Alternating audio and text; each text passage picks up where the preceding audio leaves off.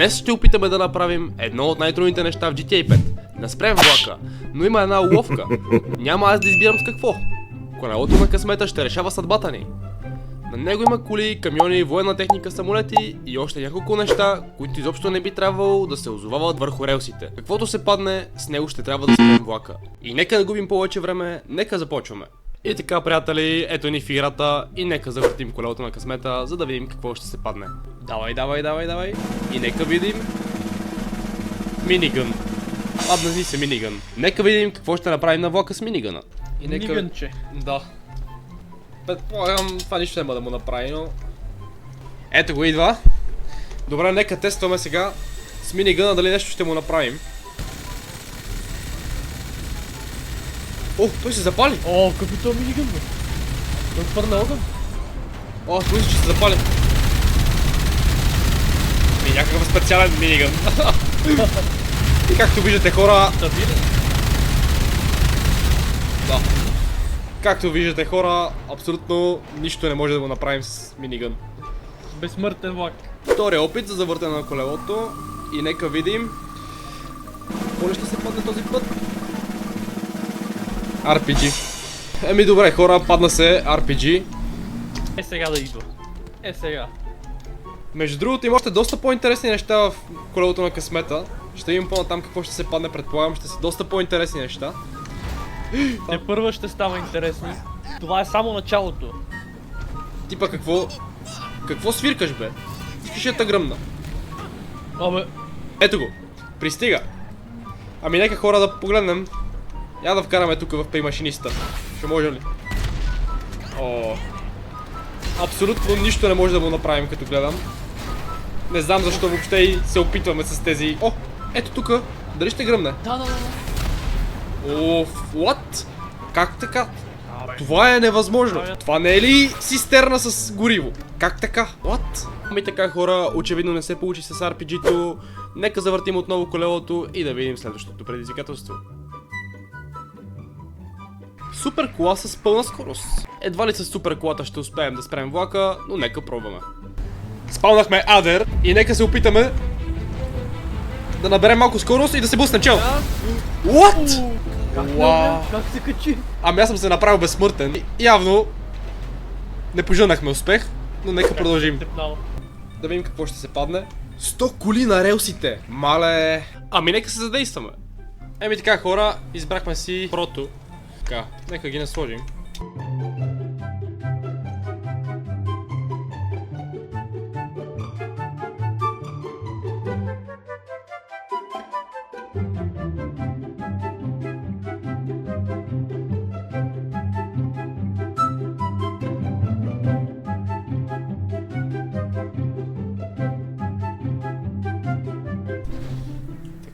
И хора, ето, 97, 98, 99, 100. Ето, това са 100 коли. Така. Мисля, че вече тук трябва влака да се затормози. Просто няма шанс. Ето го идва, пристига. Хора, това са 100 коли. Не мога да повярвам. Я? Мале, той си ги помита все едно, няма нищо. Мале, какво е това? What? What? Това е нереално, човек. Като цяло това беше лесна задача за влака. Въобще не се затормозих. И изобщо бихме ли могли, не знам. Напишете в коментарите. Тъй като 100 коли не успяха да направят нищо на влака, нека опитаме отново да завъртим колелото на късмета и да се надяваме да ни даде нещо, с което най-накрая ще можем да поместим влака. Паднаха ни се 50 тира един за друг. Тук вече смятам, че това е прекрасна възможност да направим нещо най-накрая.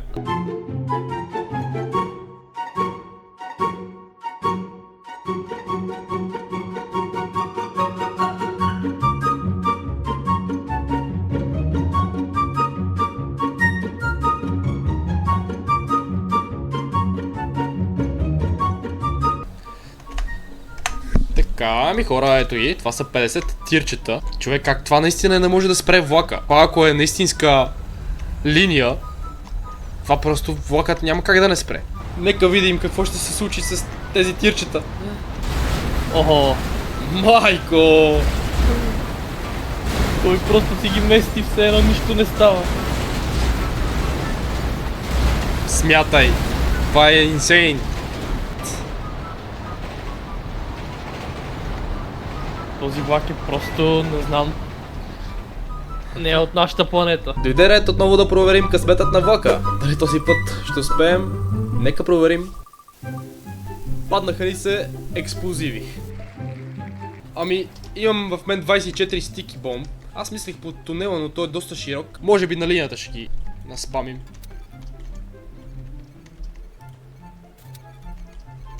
Така.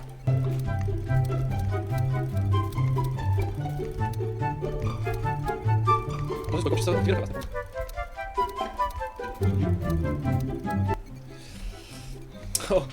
Ами, хора, наспамихме 24 стикита. Това дали ще помогне, не знам. Аре бе, то влак закъснява бе. Айде го, хора, момента на истината. Да видим. Чакай да го изчакаме малко да навлезе. Айде, е сега. Давай! Ти... сериозно ли? Това е невъзможно. Майко, това са 24 експлозива и те не му направиха нищо. Дори и релсите са напълно здрави. Мале, нека продължаваме. Завъртаме и нека видим. Сега стена от булдозери, стена от белази. Ами хора, така и така сме започнали тук при моста да направим блокада. Мале, това са стена от булдозери. По пътя на логиката, тези булдозери са доста по-широки от самия тунел. Ами ето, хора, опа. Нацъкахме стена от булдозери. Оп. И нека погледнем, това е гати блокадата. Я да видим. Мале. Моля! Няма как. Човек, по пътя на логиката булдозера е по-голям от самата дупка на тунела. Ами хора... Моля? Хора, тази блокада не помогна. Влакът просто е непокатим. И така, приятели, видяхме, че за съжаление белазите не помогнаха. И за това е време пак да завъртим колелото и нека видим какво ще е следващото нещо, което ще трябва да сложим върху релсите. 10 самолета едновременно! Дойде ред за нещо по-голямо, което се падна от колелото. 10 самолет трябва да наредим. Така, първият. Аз по-бързо ще дойде само. Втори. 1, 2, 3, 4.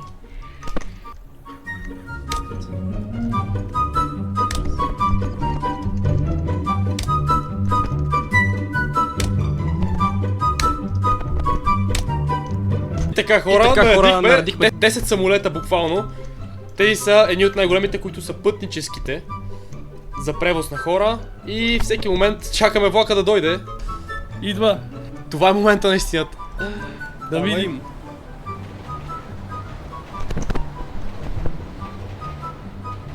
Моля. О. Не, човек. Стига де. Но той си ги взривява. Гледай, погледни. Все едно няма нищо на релсите. През него направо. А следващите? Мале, той през другия си минава, все едно, че няма нищо на пътя му. Гледай, погледни. What? Очаквах, че поне ще ги гръмне. Добре, явно това са призрачни самолети. И така хора, нека преминем към следващата врътка на колелото на късмета. Да видим какво ще се падне. Пада ни се строителна техника. Ами, нека погледнем какви са възможностите. Ами хора, решихме да сложим няколко бетоновоза, да са под моста, да ги запецнем между колоните, ако има някаква вероятност. Ще ги наспамим много. Е така. Искам да са цяла стена от бетоновози, бат. Мале. По тая логика те са пълни с бетон, най-вероятно. И са по-тежки. Да се надяваме, че... Е така. Да наспамим. Ами мисля, че е доста сериозна стена от бетоновози. Нека видим какво ще се случи с тях или с влака. Да. Ето го, той пристига. И да видим. Моментът на истината. Мале. Мале. Буквално влака не се помръдна от бетоновоза. Влакът е като брониран, буквално. Ами приятели, аз буквално не знам какво може да спре този влак. Да се надяваме, че колелото на късмета ще ни изненада с нещо. Индустриалната техника, както видяхме, отново да навреди на влака. Затова въртим и нека видим следващото попадение. Колелото ни избира какво? Огромен кораб. От колелото на късмета се падна огромен кораб. Но не мисля, че един ще затормози влака, така че ние ще поставим няколко, разбира се.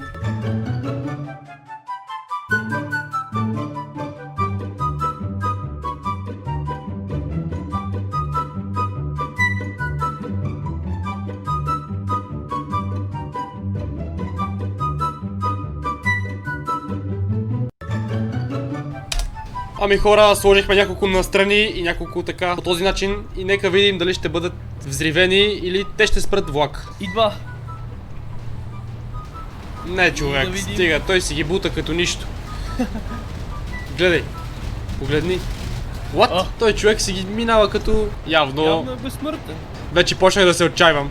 Абе, няма как да не можем да го бутнем този влак. Или поне нещо да го спрем. Да направим последни няколко опита и да проверим дали ще успеем. Ами така хора, нека завъртим колелото на късмета и проверим какво е следващото предизвикателство. Влак срещу влак! Мале, том влакът е толкова непукатим и не може да бъде спрян от нищо. Нека го изправим срещу влак в челен сблъсък.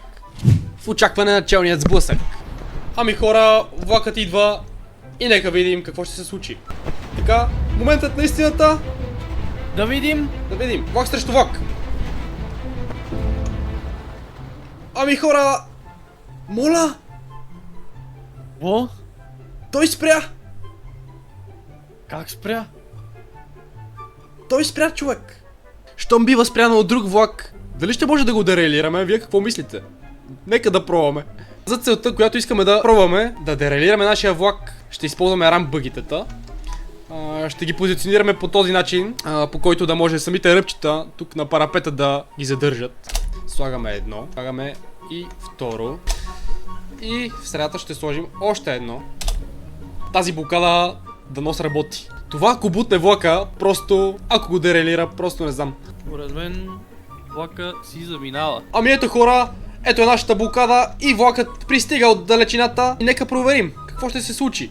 Наближава, наближава всеки момент. И моментът на истината. Мале, Какво? дерелирахме влака в GTI 5. Успяхме. Мале, какво се случи тук, що човек? Това не го очаквах, че ще се случи. Мисията е изпълнена. Ами пичове, дерелирахме влака в GTA 5 с помощта на рамбъгита, които ги закрепихме тук за тези ръбчета. И след всичко, което хвърлихме срещу този влак, май вече спокойно може да кажем, че открихме какво е нужно, за да го спрем. Минахме през оръжия, коли, рамбъгита, индустриална техника и какви ли не простоти, но накрая влака си намери майстора. Ако искате още такива откачени GTA 5 предизвикателства, ударете един лайк и се абонирайте, защото следващият път може да пробваме нещо още по-брутално.